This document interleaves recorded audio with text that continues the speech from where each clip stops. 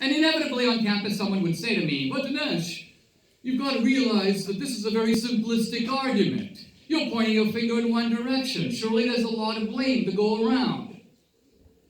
And this is the kind of thing that I would say my career exists to crush, which is the attempt ultimately to evade the issue by backing up and throwing, if you will, a squid-like cloud of obfuscation over the whole matter. There's plenty of blame to go around.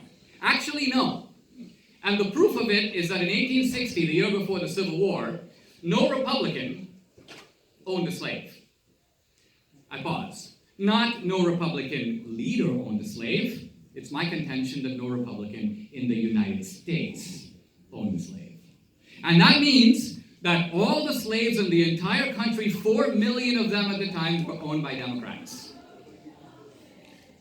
Now, that's hate speech if you're looking for it. But it's not just hate speech, it's a scientific statement in the sense that it opens itself to what Popper calls refutability. Refutability.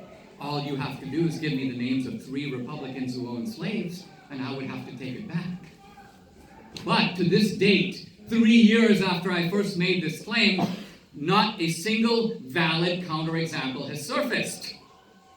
And what does that tell you? That tells you that there's not plenty of blame to go around, that slavery was one-sidedly promoted by one party and opposed by the other party.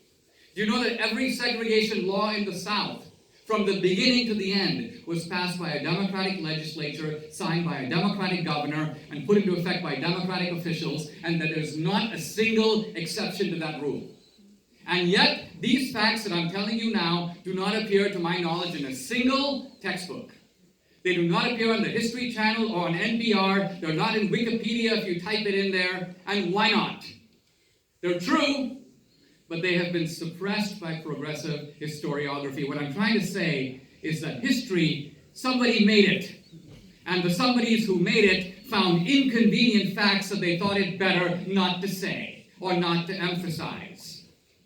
And part of my education, if you will, as an immigrant, has been to open my eyes to all of this and to see, as with Frost, the repressed truth that goes unsaid that is perhaps more important than what is said on the surface.